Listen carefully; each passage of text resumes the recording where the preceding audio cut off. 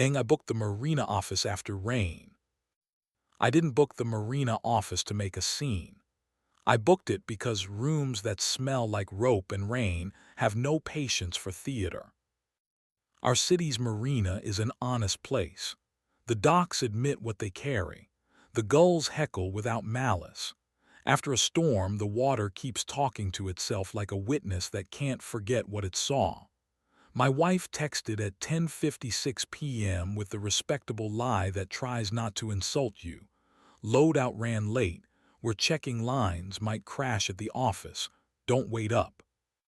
She never says checking lines, unless she wants me to picture her with the operations lead, whose competence makes the room ignore what it's afraid of. His name is Dylan, sleeves up, coil of line like a pledge, a habit of standing one respectful step from married women and giving gravity a good reputation. He once taught me how to cleat a rope without making the knot feel punished. I hated him for being correct. I hated myself for needing instruction. The marina keeps a small office with a window over the slips and a radio that knows weather better than people do. Margot, the night manager, lent me the key like a woman who has decided to forgive husbands for trying to be brave in the wrong room. No trials after 2, she said, the only rule the water respects. I left cash for the coffee I didn't intend to drink and set 2 chairs facing the window because some conversations need a horizon. They came down the dock at 11:40, laughing with their bodies held like people who want the night to absolve them of being heat. My wife walked the way she does when the plan belongs to her. Dylan matched pace with the quiet tempo of a man who trusts schedules because he spends his life rescuing them. He saw me through the glass first. Men who keep boats safe learn to scan for other people's storms. He lifted 2 fingers, the maritime equivalent of peace, then looked at my wife to give her the choice. She pushed the door and stepped in. Dylan stopped on the threshold and put the coil down like a dog that won't cross a line without being asked. "Do you need the room?" he asked us, plural. "I need you to be exactly there," I said, pointing to a spot near the door that gave him an exit and us a witness who would not perform. One respectful step back from the radio. He obeyed. Men who intend to keep being invited obey. My wife sat in one of the chairs and watched the water the way she watches donors, with patience that flatters them and a mouth prepared to say no on their behalf. I sat in the other and let the window make me honest. "Did you kiss him?" I asked. It came out like a man trying on a suit that never fit him well. "In an elevator," she said. "2 weeks ago, between floors and vocabulary. It was quick. It tasted like mint and stupidity. He stepped back and said my name like a lock. I almost hated him for being the adult he insists on being." "Did you go to a room?" I asked. "I went to the dock," she said, "and then I texted you the sentence I promised I wouldn't send again." The radio crackled and said small craft should consider themselves mortal. The window showed the water tying and untying its own apologies. Dylan kept his eyes on the coil like a man auditioning for a better alibi. "I wanted to hit him," I said. "I wanted you to choose me," she said. "Not rescue, choose." "Invite me when you're interesting," I said. "Not just when you're frightened you'll be easier to love in other lighting." "I'm inviting you," she said, and then, because she is a woman who has learned to be exact, she added, "now." I leaned over and kissed her.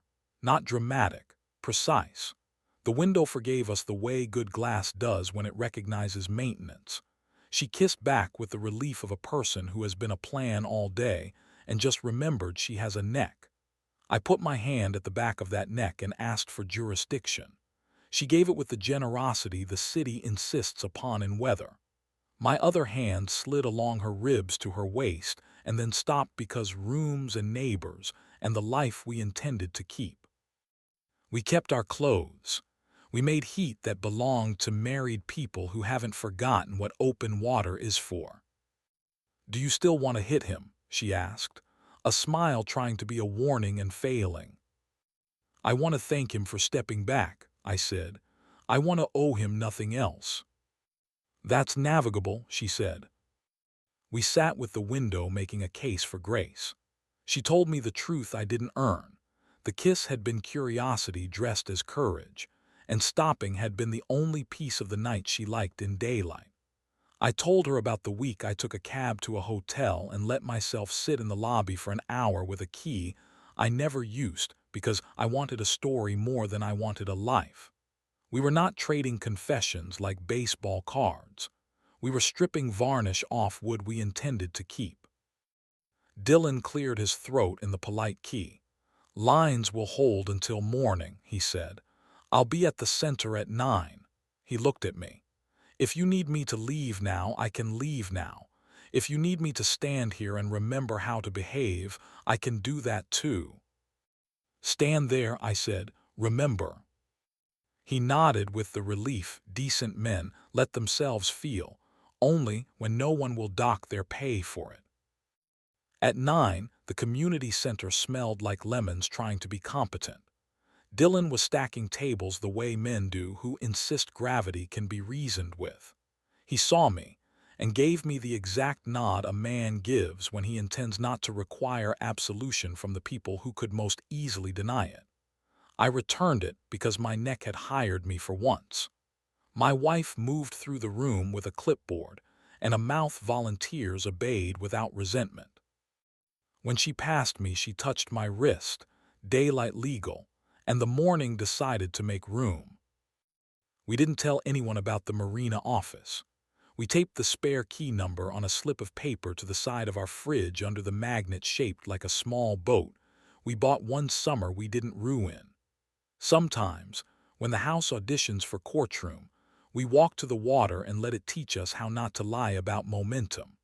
Sometimes she texts come and mean stand next to me while I make a room behave. Sometimes I text come and mean watch me be a body before I become a plan. Sometimes we press our foreheads to the office window and listen like the radio is telling us who we promised to be. We didn't stop admiring other people's competence. We did stop confusing it with permission. Heat is a temperature, not a verdict. We eat before we try to win. We sleep when the clock loses its manners. We put our hands on each other in daylight like the sun still issues licenses. And when the city asks whether we have anything to add, we say only this: don't try people after 2, tie your lines, choose each other before the elevator decides to, and if the water warns you, let it. It knows more about staying than any of us.